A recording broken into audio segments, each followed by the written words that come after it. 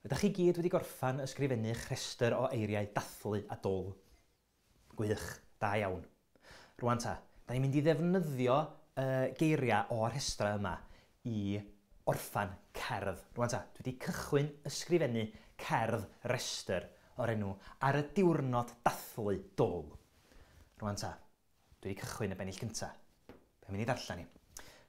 Bydd panda yn chwarae piano ac esgidiau'n yfed te.